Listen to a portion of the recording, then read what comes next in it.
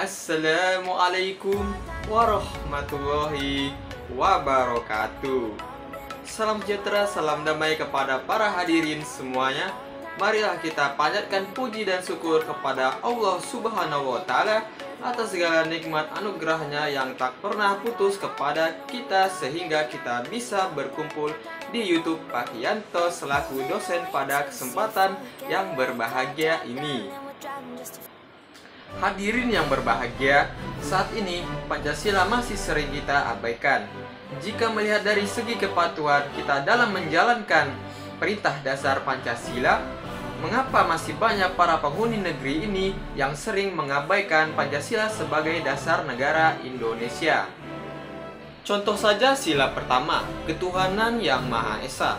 Buktinya semakin marak agama-agama lain maupun ajaran-ajaran lain di negeri kita yang kita cintai ini. Lalu, apakah masih banyak yang tidak bisa kita ketahui di muka publik? Maka jawabannya adalah banyak sekali.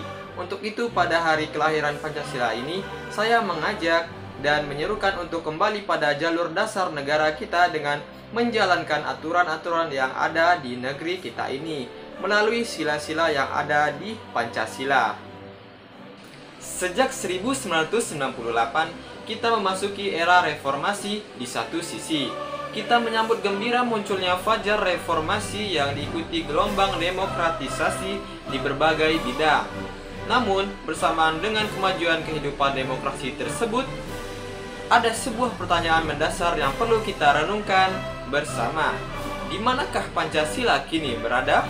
Pertanyaan ini penting dikemukakan karena sejak reformasi 1998, Pancasila seolah-olah tenggelam dalam pusaran sejarah masa lalu yang tak lagi relevan untuk disertakan dalam alektika reformasi.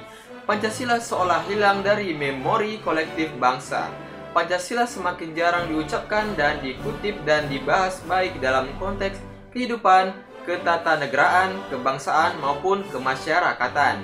Pancasila seperti tersandar di sebuah lorong sunyi justru di tengah denyut kehidupan bangsa Indonesia yang semakin hiruk-pikuk dengan demokrasi dan kebebasan berpolitik.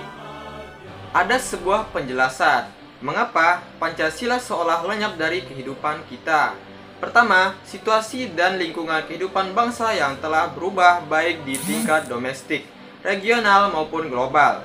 Situasi dalam lingkungan kehidupan bangsa pada tahun 1945 sampai 1966 tahun yang lalu telah mengalami perubahan yang amat nyata pada saat ini dan akan terus berubah pada masa yang akan datang. Beberapa perubahan yang kita alami antara lain terjadinya proses globalisasi dalam segala aspeknya.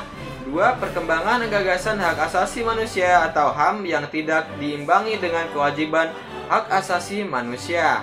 Dan lonjakan pemanfaatan teknologi informasi oleh informasi masyarakat, di mana informasi menjual kekuatan yang amat berpengaruh dalam berbagai aspek kehidupan, tapi juga yang rentan terhadap manipulasi informasi dengan segala dampaknya.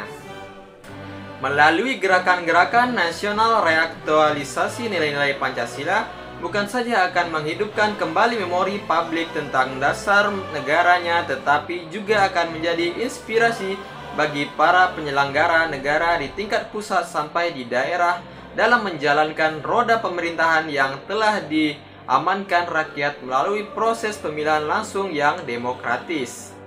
Saya percaya demokratisasi ini yang saat ini sedang bergulir dan proses reformasi di berbagai bidang yang sedang berlangsung akan lebih terarah manakala nilai-nilai Pancasila diaktualisasikan dalam kehidupan berbangsa dan bernegara. Demikian yang saya sampaikan.